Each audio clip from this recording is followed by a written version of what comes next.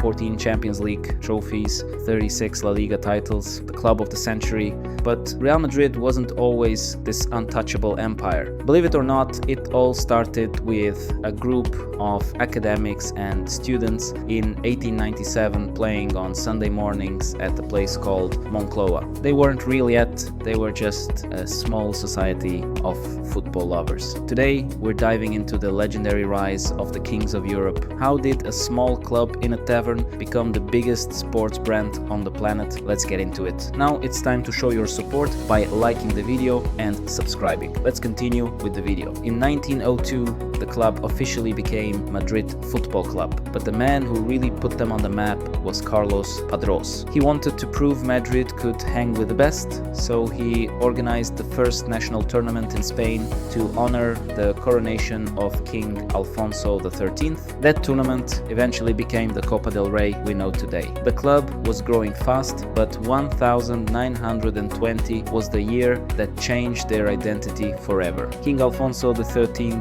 granted them the title of Real, which means royal. Suddenly, the crown appeared on the crest and the legend of the royals began. But being a symbol of the crown wasn't always easy, especially when the political winds in Spain started to shift. When the Second Spanish Republic arrived in 1931, the club lost its real title and the crown on its emblem. Then came the Spanish Civil War, a dark time that paused football for 3 years. By 1939, the club was in ruins. It needed a visionary. He is Santiago Bernabéu. Bernabéu didn't just play for and manage the team, he rebuilt the entire club. He oversaw the construction of the massive stadium that now bears his name and created the modern professional hierarchy that clubs still use today.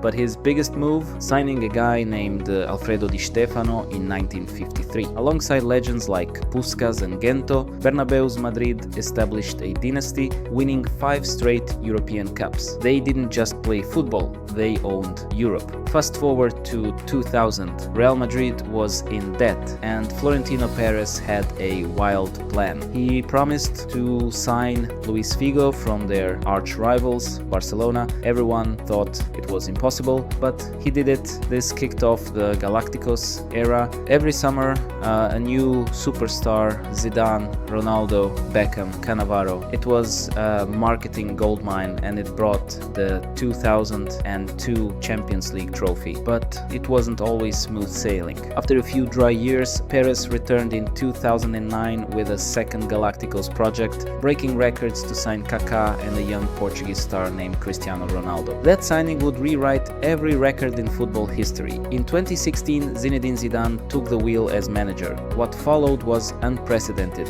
3 Champions League titles in a row, pure dominance. But as we know in football, staying at the top is harder than getting there. This season has been a reality check. Falling behind Barcelona in the league and the tough exit against Bayern Munich in the Champions League quarterfinals has left fans wondering if the cycle has ended. Real Madrid has spent over a century proving that they can survive anything, wars, debts, and losing streaks. They always find a way back to the throne. But after this year's disappointment, the pressure is on. Can the kings of Europe reclaim their crown next season, or is the era of dominance over? Do you think Real Madrid can reach the top again next season, both in the league and internationally? Let's discuss in the comments below. If you enjoyed this deep dive, hit that like button, subscribe to the Pitchball Stories, and if you're on mobile, don't forget to hit that hype button. See you in the next one.